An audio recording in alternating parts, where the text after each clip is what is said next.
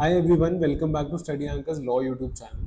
If you're a class 11 student and thinking of giving CLAT in 2027, आपको problem लग रहा होगा यार हमारे पास तो काफ़ी टाइम है, बट ध्यान से सोचो आपके पास बस 15 महीने हैं for CLAT 27 because that is going to happen in December और आपकी क्लास 12th में ही हो जाएगा. So in this video I am going to talk about कि अगर आप CLAT 27 के लिए प्रिपेयर कर रहे हो, what should be your preparation strategy and what type of students actually clear this exam easily.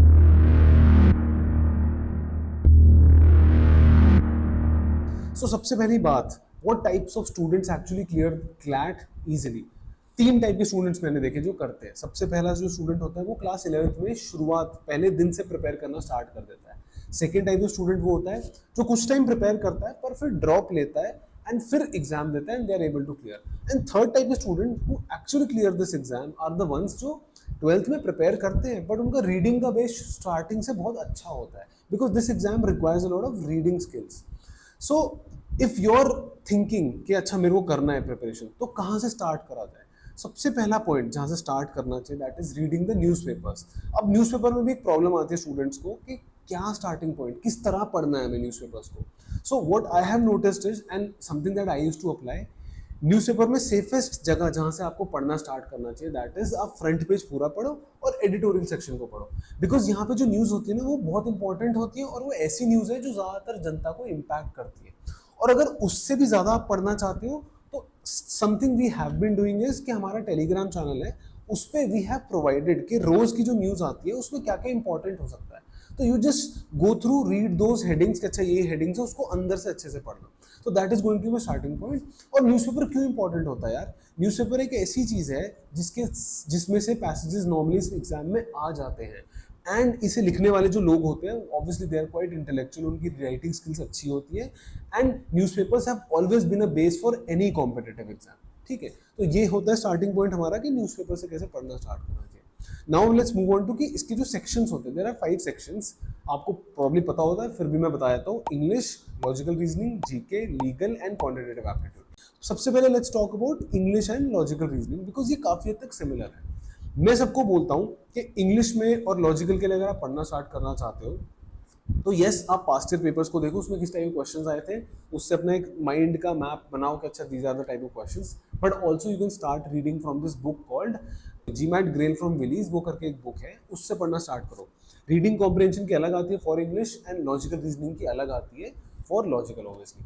तो इंग्लिश में there are certain types of question, obviously there are RC based but also there are questions like inference based, tone of the author, figures of speech, literary devices.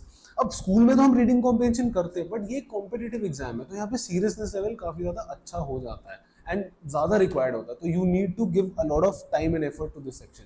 अब logical reasoning है, हम सब ने जो Olympiads में या फिर mental aptitude test में जो करी हुई logical reasoning that is mostly analytical reasoning.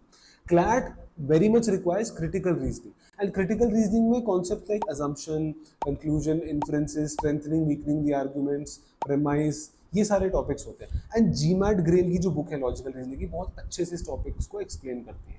Next important section हो जाता है आपका लीगल रीजनिंग. लीगल के लिए 4 ऐसे सब टॉपिक्स हैं जिसके बारे में आपको बेसिक आइडिया होना चाहिए, उसके बाद you can start reading more topics. तो the 4 important topics are torts, contracts, criminal law and constitution. इसके बारे में आप कहीं से भी पढ़ सकते हो, आप यूट्यूब पे किसी वीडियो पे देख लो या किसी बुक में पढ़ सकते हो. बेसिक आइडिया पता करो, उसके बाद what you need to do is past year papers को सॉल्व करके देखो. उसके बाद the best thing is I would not suggest a book here because books में मुझे नहीं लगता कि कितनी रिलायबल अब बुक्स रही हैं based on the current pattern of CLAT which requires कि आपको किसी भी टॉपिक के ऊपर से कोई क्वेश्चन आ सकता है, राइट. तो व्हाट इज इंपॉर्टेंट इज ये 4 सेक्शन पढ़ो, ये 4 टॉपिक्स पढ़ो और पास्ट ईयर पेपर्स को सॉल्व करने की कोशिश करो, राइट. नेक्स्ट हमारे 2 सेक्शन बचते हैं जीके के एंड हमारा क्वांटिटेटिव एप्टीट्यूड सेक्शन.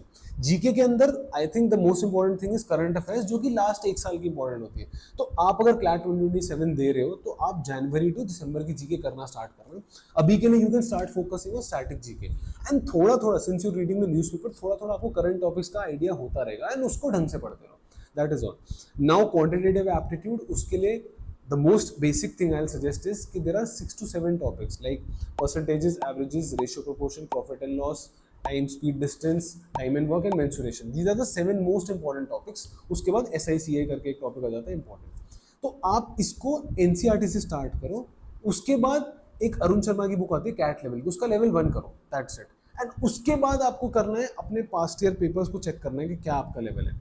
अभी आई एम नॉट सेइंग आप मॉक टेस्ट दो बहुत ज्यादा, yes you can start giving mock test. A lot of kids ask me कि हमने तो सिलेबस नहीं किया है, ये जो पेपर है ये स्किल बेस्ड पेपर है, तो इट्स इंपॉर्टेंट कि आप अपने मॉक टेस्ट को थोड़ा थोड़ा दो, 2 हफ्ते में 3 हफ्ते में एक बार दे सकते हो, but since it is a skill based paper, आपको मॉक टेस्ट से समझ में आएगा कि अच्छा ये स्किल मेरी अभी इस लेवल पे है, इसको मेरे को और इम्प्रूव करने की जरूरत है, राइट।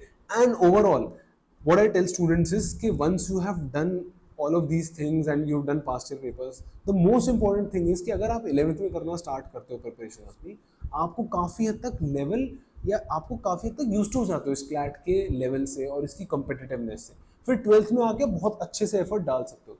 अब 12th में प्रिपेयर करने का one of the biggest advantages is also कि यार सीबीएसई का जो आजकल बर्डन चल रहा है स्टूडेंट्स पे क्लास 12 का, वो बहुत ज़्यादा हो जाता है कि आप अपनी क्लैट की प्रिपरेशन में टाइम दे ही नहीं पाते, and that is where students miss a point. So highly important कि आप 11th में प्रिपरेशन स्टार्ट करो, and whatever strategy I have discussed, try to follow that. That is all. I feel this is more than enough. If you have any doubts, let me know.